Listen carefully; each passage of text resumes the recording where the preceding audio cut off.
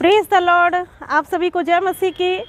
आज मैं फिर परमेश्वर के वचन से आपसे बात करूंगी और आज मैं परमेश्वर के वचन से आपसे बात करूंगी कि आज्ञा मानने की आशीषें, कि आज्ञा जब हम परमेश्वर की मानते हैं तो कितनी आशीषें हमारे जीवन में आती हैं। आइए हम लोग परमेश्वर के वचन से देखते हैं। जैसा कि व्यवस्था विवरण 28 अध्याय कहता है, यदि तू अपने परमेश्वर यहोवा की सब आज्ञाएं जो मैं आज तुझे सुनाता हूँ चौकसी से पूरी करने को चित्त लगाकर उसकी सुने तो वह तुझे पृथ्वी पर सब जातियों में श्रेष्ठ करेगा। यहाँ परमेश्वर का वचन जैसे कह रहा है कि यदि तुम आज उसकी आज्ञाओं को मानो और जो आज मैं तुझे सुनाता हूँ चौकसी से पूरी करने को चित्त लगाकर उसकी सुने। हमको परमेश्वर के वचन को चित्त लगा के सुनना है, एकदम मन लगाकर सुनना है। जैसा परमेश्वर का वचन कहता है अपने हृदय से उसको स्वीकार करना है। और वचन कहता है कि चित्त लगाकर उसकी सुने तो वह तुझे पृथ्वी की सब जातियों में श्रेष्ठ करेगा। और फिर अपने परमेश्वर यहोवा की सुनने के कारण ये सब आशीर्वाद तेरे ऊपर पड़ेंगे। परमेश्वर आपको इसलिए आशीष देगा क्योंकि आप परमेश्वर के वचन को सुन रहे हैं और उस पर चलने के कारण, उसको सुनने के कारण ये सारे आशीर्वाद आपके ऊपर आएंगे। जैसा कि परमेश्वर का वचन कहता है व्यवस्था विवरण 28 अध्याय 7 वर्ष में लिखा हुआ है, 7 वर्ष में, यहोवा ऐसा करेगा कि तेरे शत्रु जो तुझ पर चढ़ाई करेंगे वे तुझसे हार जाएंगे।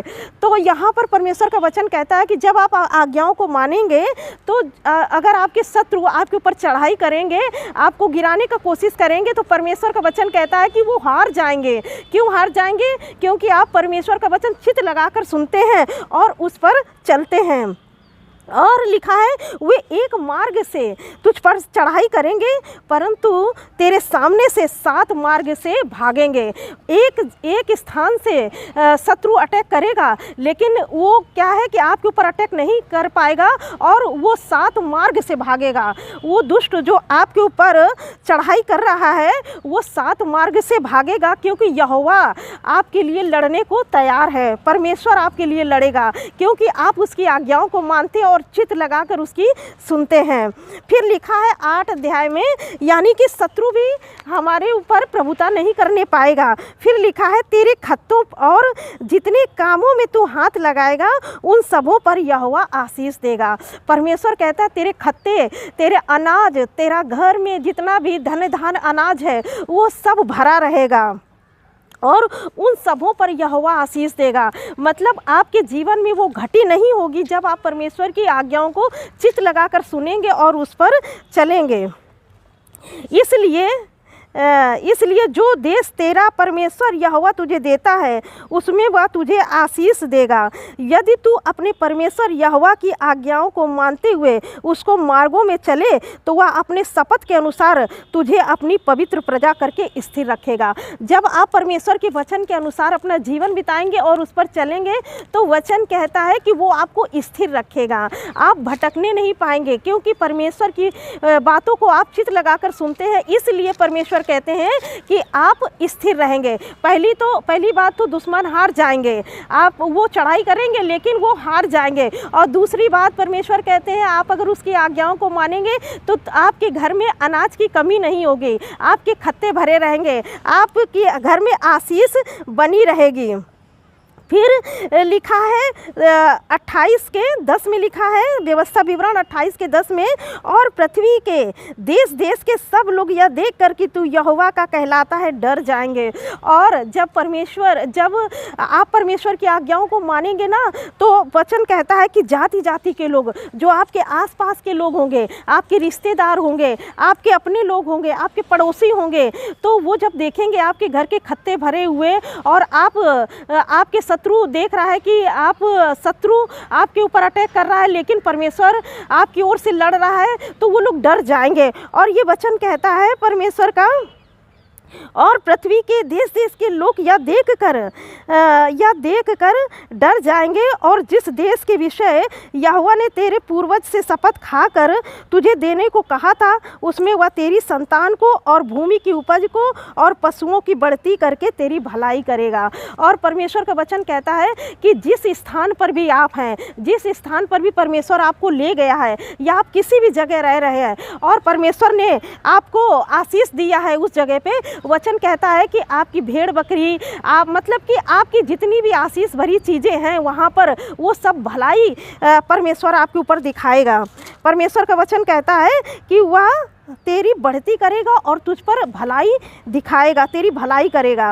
और फिर एक और बात लिखी है, बहुत अच्छी बात 28 के बारे में, यहोवा तेरे लिए अपने आकाश रूपी उत्तम भंडार को खोलकर तेरी भूमि पर में बरसाया करेगा और तेरे सारे कामों पर आशीष देगा।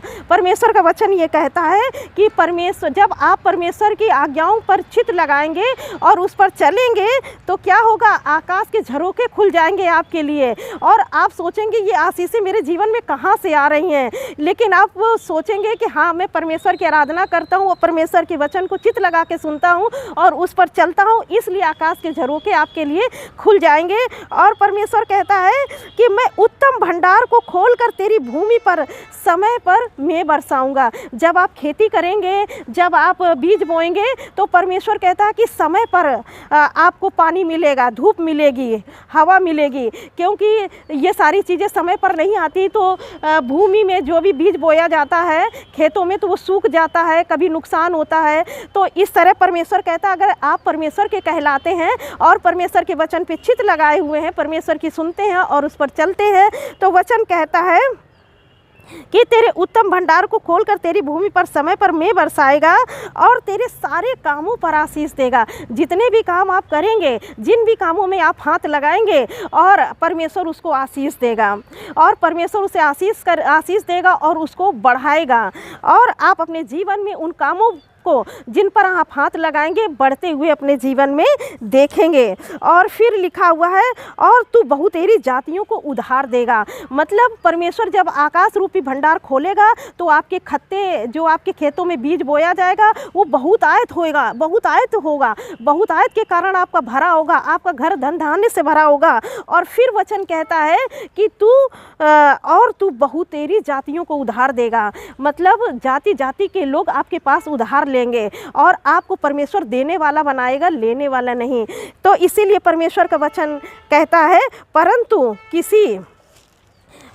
किसी से तुझे उधार ना लेना पड़ेगा। वचन कहता है कि हमें किसी से उधार नहीं लेना पड़ेगा। और यहोवा तुझको पूँछ नहीं किंतु सिर ही ठहराएगा। और परमेश्वर हमको पूँछ नहीं सिर बनाएगा। और तू नीचे नहीं परंतु ऊपर ही रहेगा।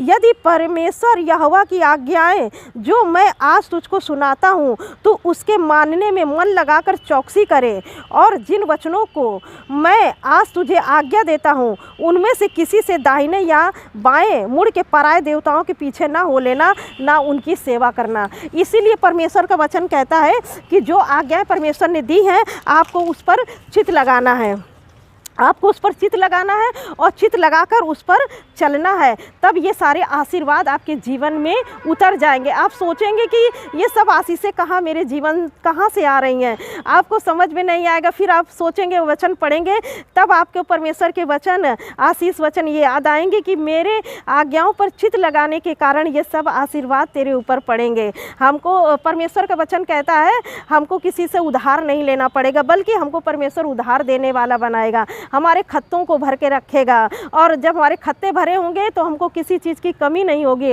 और परमेश्वर हमको बहुतेरी जातियों को देने वाला बनाएगा। इसीलिए परमेश्वर का वचन कहता है कि जब हम उस पर चित लगाएंगे तो हमारे शत्रु हार जाएंगे हमसे।